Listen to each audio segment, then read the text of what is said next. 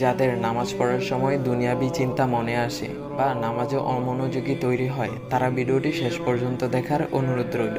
হযরত আলী রাদিয়াল্লাহু তাআলা আনহুর কাছে একজন ব্যক্তি এসেছে। তখন লোকটা বলল, হুজুর, আমার নামাজে মন বসে না।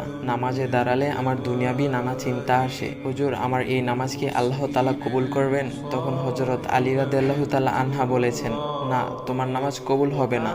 তখন লোকটা মনে অনেক কষ্ট নিয়ে চলে যাচ্ছেন। এমন সময় রাসূল সাল্লাল্লাহু আলাইহি ওয়াসাল্লাম এসে হযরত আলী রাদিয়াল্লাহু তাআলা আনহুকে জিজ্ঞাসা করলেন, ইয়া আলী, আপনার কাছে লোকটা কেন এসেছিল?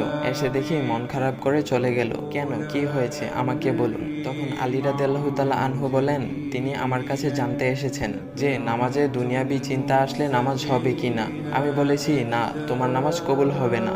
রাসূল সাল্লাল্লাহু আলাইহি ওয়াসাল্লাম তখন বলেন, ইয়া আলী, আপনাকে আমি একটা চাদর উপহার দিতে চাই, তবে একটা শর্ত আছে। আলী রাদিয়াল্লাহু তাআলা আনহু খুশি হয়ে বলেন, ইয়া রাসূলুল্লাহ, কি শর্ত তা বলুন, আমি আপনার সকল শর্ত মেনে নিব। বুঝতেই তো পারছেন রাসূল সাল্লাল্লাহু আলাইহি ইসলামের চাদর বলে কথা। তখন রাসূল সাল্লাল্লাহু আলাইহি ইসলাম বললেন, ইয়া আলী, আপনি যদি এই মুহূর্তে 2 রাকাত নামাজ একনিষ্ঠভাবে পড়তে পারেন দুনিয়াবি সকল চিন্তা দূর করে, তাহলে আমি আপনাকে সেই চাদরটি উপহার দেব। আলী রাদিয়াল্লাহু তাআলা আনহু বলেন, এটা তো সাধারণ ব্যাপার। আলী রাদিয়াল্লাহু তাআলা আনহু তখন নামাজে দাঁড়িয়ে গেলেন আর তিনি নামাজ পড়তে শুরু করলেন। এমন সময় তার মনের মধ্যে শুধু ভাবনা চিন্তা আসতে শুরু করলো, আচ্ছা, আমাকে যে রাসূল সাল্লাল্লাহু আলাইহি ইসলাম যে চাদরটা দিবেন সেটা কি ফাতিমার চাদর নাকি রাসূল সাল্লাল্লাহু আলাইহি ইসলামের? আচ্ছা, চাদরখানা দেখতে কেমন হবে?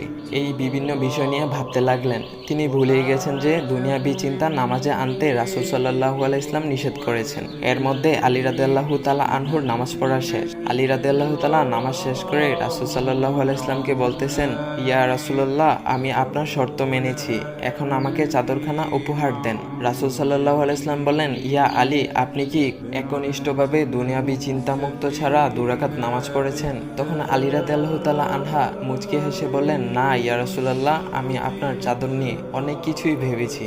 তখন রাসূল সাল্লাল্লাহু আলাইহি ইসলাম বলেন, ইয়া আলী, নামাজ তোমারও হয়েছে, আর তুমি যাকে নামাজ হবে না বলে ফতোয়া দিয়েছো তার নামাজও আল্লাহ তাআলা কবুল করে নিয়েছেন। শোনো আলী, দুনিয়াবি চিন্তা দ্বারা নামাজ বাতিল হয় না, নামাজ মহান আল্লাহ তাআলা কবুল করে নেন। সকল ফরজ নিয়ম কানুন মেনে নামাজ পড়লে নামাজ হবে ইনশাল্লাহ। তবে আমাদের সকলের উচিত নামাজ আদায় করার সময় একমাত্র আল্লাহকে স্মরণ করে নামাজ আদায় করা। নামাজে দাঁড়ালে দুনিয়াবি চিন্তা মাথায় আসে, এটা শয়তানের একটা ফাঁদ। আল্লাহ তাআলা আমাদের সকলকে শয়তানের কুমন্ত্রণা থেকে হেফাজত রাখুক এবং সঠিকভাবে মনোযোগের সাথে নামাজ আদায় করার মতো তৌফিক দান করুক। সবাই বলি আমিন। চাইলে ভিডিওটা আপনি অন্যদের কাছে শেয়ার করতে পারেন, এতে অন্যদের ভুল ভ্রান্তিগুলো দূর হবে।